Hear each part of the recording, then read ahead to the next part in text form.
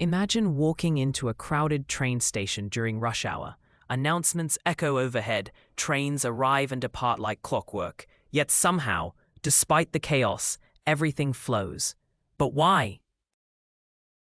What holds societies together when everything seems so complex? That's where functionalism comes in, one of sociology's most foundational perspectives. Functionalism views society as a complex system made up of interrelated parts working together to maintain stability and order.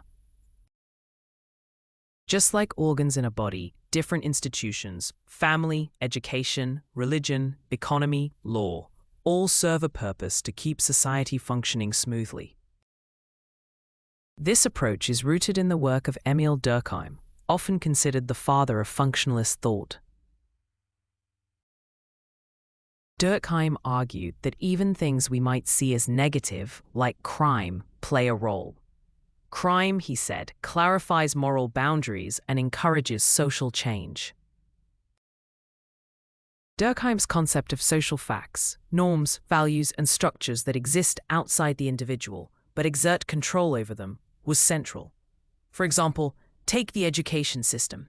It's not just about learning math or history.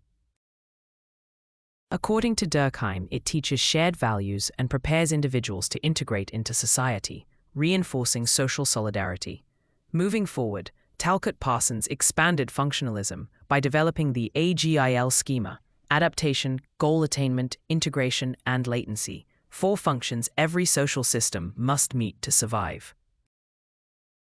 In his view, the family, for example, socializes children and stabilizes adult personalities, while the economy adapts to material needs.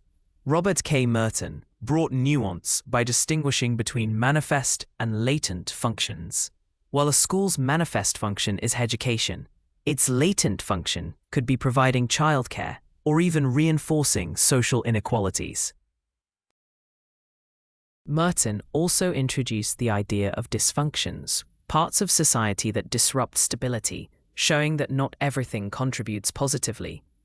Functionalism has been criticized for being too conservative, overlooking inequality and conflict. Yet it still shapes how we analyze institutions today. Contemporary theorists have built on this. For instance, Jeffrey Alexander introduced neo-functionalism, reworking the theory to better account for social change, agency, and cultural dynamics in modern, media-saturated societies.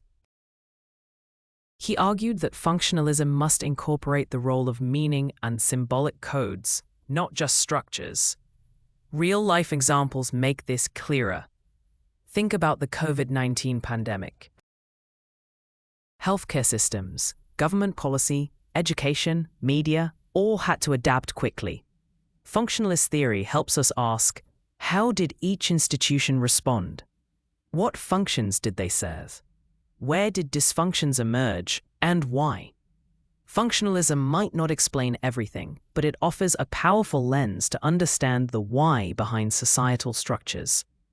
If you found this perspective interesting, don't forget to like the video, share it with someone,